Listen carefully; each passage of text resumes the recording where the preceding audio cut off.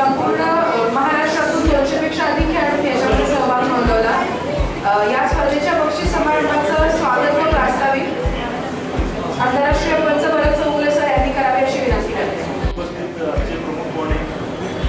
महाराष्ट्रातले एकमेव द्रोणाचार्य विजेते, बरेच वर्ष ते भारतातील एकमेव द्रोणाचार्य विजेते होते रघुनंदन गोखले सर. आणि वेळ काढून बाबांशी कोल्हापुरात आले होते आणि त्यांनी वेळ काढून त्यांना विनंती केल्यानुसार त्यांच्या ह्या बक्षीस समारंभास उपस्थित राहिलेले आहे. तर मी त्याचं खूप आभारी आहे. त्याचबरोबर अभय देशपांडे सर, पोतनीस साहेब आले होते, श्रीकांत पोतनीस सर, ब्राह्मण सभेचे अध्यक्ष संतोष पडळीकर, विकास निमय सर व इतर सर्व मान्यवर व्यासपीठावरील उपस्थित सर्व बुद्धिबळपटू आणि पालक, गेले 3 दिवस या चालू असलेल्या 11 वर्षाखालील मुलांच्या निवड बुद्धिबळ स्पर्धा आणि आंतरराष्ट्रीय गुणांकन म्हणजे आंतरराष्ट्रीय गुणांकन म्हणजे याच्यासाठी जागतिक बुद्धिबळ संघटना, ऑल इंडिया चेस फेडरेशन आणि महाराष्ट्र असोसिएशनची मान्यतेने या नोंद आधी करावी लागते महिनाभर आधी आणि त्यांची परमिशन घेऊन तर अशी ही रेटिंग टुर्नामेंट आणि ही क्लासिकल पद्धतीची आणि अशा क्लासिकल पद्धतीच्या टुर्नामेंट आता गोखले सरांना बाकीच्या खेळाडूंना माहिती आहे की महाराष्ट्रात आणि देशात खूप कमी झालेले आहेत. गंमत म्हणजे लहान मुलांना स्टोरी आवडतात म्हणून ते स्टोरी सांगणार आहे. सुरुवातीला 1885 मध्ये एक टुर्नामेंट झाली, मॅच झाली. बेडलॅम इंग्लंडमध्ये एक प्रख्यात मेंटल हॉस्पिटल त्यांची टीम विरुद्ध केम्ब्रिज युनिव्हर्सिटीची टीम यांची चेसची मॅच झाली आणि त्या वेड्यांच्या हॉस्पिटलने जिंकले. केम्ब्रिज युनिव्हर्सिटीच्या टीमला हरवला. त्यामुळे सगळे चेस प्लेअर वेडे असतात असं समजू नका किंवा वेळे चांगले खेळतात असंही समजू नका. पण बुद्धिबळामुळे तुमचा मेंदू शार्प होतो हे तर आता सायंटिस्टने सिद्ध केलेलं आहे. आणि अमेरिका, इंग्लंड किंवा कॅनडा इथे सुद्धा खूप मोठ्या प्रमाणात आता बुद्धिबळ प्रशिक्षण सुरू झालं आहे. इथे तुमचे पालक आहेत, मुलं आहेत, त्यांना मुख्य म्हणजे मला इथून पॉईंट सांगायचे लवकर इम्प्रूव्ह करण्यासाठी. गेल्या 40 वर्षाचा माझा अनुभव आहे चेस कोचिंगचा. मी जवळजवळ 35 देशात कोचिंगसाठी गेलेलो आहे.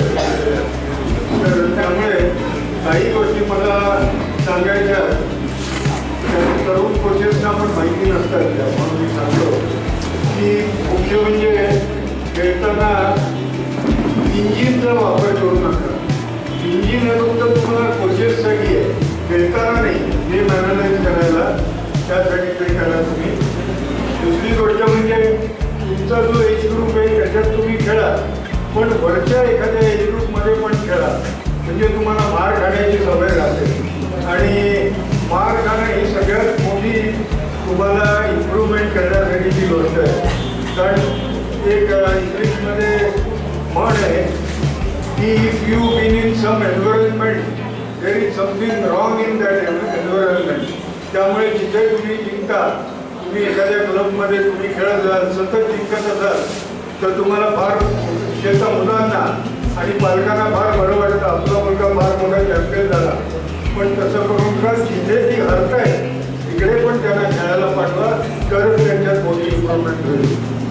की जास्त काही बोलणं नाही लोकांना. आता मुलांना प्राइजेस मिळणार आहेत किंवा पालकांना गाड्या पकडून बाहेर गावी पण जायचं असेल. पण महत्त्वाची गोष्ट म्हणजे कोल्हापूर हे पूर्वी फक्त कुस्तीसाठी प्रसिद्ध होतं, त्या बळाबरोबर आता बुद्धीसाठी सुद्धा प्रसिद्ध व्हायला लागला आहे. इथे सम्यक केले आहे इंटरनॅशनल मास्टर अनिश गांधी आहे, तोही आता IM होईल. सम्यक त्यांना लवकरच GM होईल अशी आपली अपेक्षा आहे. महाराष्ट्राला आणखी एक लवकरच GM मिळेल. आणि मुख्य म्हणजे इथे ब्राह्मण सभा किंवा आपलं भरत किंवा हे धीरज ही सगळी मंडळी आहेत ती मनापासून काम करतात. त्यांना अशीच जर तुम्ही पाठिंबा दिला या प्रकारे आता 200 मुलं खेळतात कोल्हापूरमध्ये, तर मला लक्षात आल्यावर मला धक्का बसला. कारण मी जेव्हा 55 वर्षापूर्वी स्टेट ज्युनियर खेळलो होतो अंडर 19 पुण्याला, तेव्हा आम्ही फक्त 25 जण खेळलो होतो. त्यामुळे तुम्हाला आता कल्पना येईल की त्यावेळेला 19च्या खाली गटच नव्हता, 19 वाले होतो आम्ही फक्त. तर आता चेसला खूप चांगले दिवस आले, चांगले चांगले कोचेस आहेत त्या क्षेत्रात, चांगले ऑर्गनायझर्स आहेत. पालकांना पहिलं मुलाच्या महत्त्वाचे 3-4 स्तंभ आहेत. पहिले पालक, त्यांनी जर प्रोत्साहन नाही दिलं तर मुलं जाऊ शकत नाही. दुसरी गोष्ट म्हणजे कोचेस, त्यांनी जर चांगलं शिकवलं नाही, चांगले संस्कार केले नाही तर तुमची मुलं पुढे. तिसरे ऑर्गनायझर, जर त्यांनी स्पर्धा घेतल्या नाही तर तुम्ही काय करणार आहात. तर या सगळ्या लोकांनी इथे एकत्र येऊन ही स्पर्धा यशस्वी घेतली. सगळ्यांचं माझ्यातर्फे अभिनंदन. ब्राह्मण समाजाचं विशेषतः कौतुक की त्यांनी आपली जागा दिली. या इथे चांगली हवा आहे आता कोल्हापूरमध्ये. मला सुद्धा बरं वाटतं इथे येऊन. खूप दिवसांनी चेस टुर्नामेंटला, म्हणजे मी इथे जेव्हा आलो तेव्हा पुष्कळच्या पालकांनी मला ओळखलंच नव्हतं. इतक्या दिवसांनी मी चेस टुर्नामेंटच्या हॉलमध्ये आलेलो होते. तर धन्यवाद तुम्ही मला बोलवलं.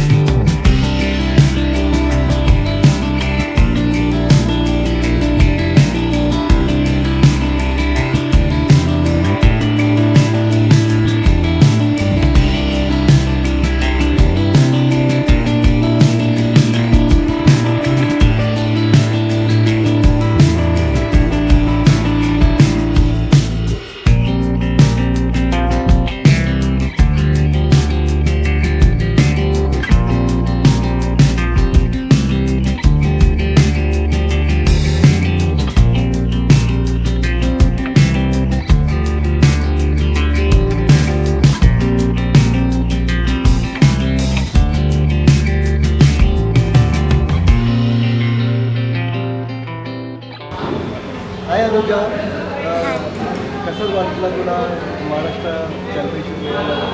खूप छान वाटलं. गेम कसं एन्जॉय केली तू? केले छान. टुर्नामेंटला येण्याच्या अगोदर तू काही प्रिपरेशन केली होती? कुठल्या गोष्टीवरती जास्त आणि मी यायच्या अगोदर जास्त काय केले नव्हते. माझी तब्येत बरी नव्हती. थोडं 1-2-3 तास एवढंच. या गेममध्ये तू या टुर्नामेंटमध्ये सगळ्यात भारी गेम आपला कुठला वाटला तुला? भारी गेम आत्ताचा लास्टचा वाटला. बैजू का, हां बैजू सोबत होते. काय झालं गेममध्ये? ड्रॉ झाले. म्हणजे काय झालं गेम तुबद्दल थोडी सांगशील? दोघींकडे 2-2 रुख होते. माझ्याकडं 4 का 5 पॉईंट होते. तिच्याकडे पण 4 का 5 पॉईंट होते. ती पोझिशन मला वाटली मी लॉस आहे, पण मी ड्रॉ ऑफर केली की मी चालतं म्हणले. मग ड्रॉ तिच्याकडे होता. नाही, तिनं काय नाही केली, माझीच काय तर मिस्टेक झाली. हां, तिनंच विचारलं. कोच आहेत का तू? हो आहेत. माझे सोलापूरचे सम्मुख गायकवाड सर आणि सांगलीचे विजय माने सर. बरेच गेम करतात गेममध्ये. हो करते. गेम तुला अनालिसिस करून दाखवतो. हो हो जाणार. ऑल द बेस्ट नेशनसाठी. थँक्यू. मला खूप छान वाटली ही मॅच. एन्जॉय केली? हो मला खूप छान वाटली. एन्जॉय पण केली. टुर्नामेंटच्या येण्याच्या अगोदर तू काय प्रिपरेशन केली? कशी तयारी केली? मी म्हणजे पझल केले आणि मॅच खेळले लिचेसवर. गेली किती तास प्रॅक्टिस करते? मिनिमम 2-3 तास. तुझे कोच आहे?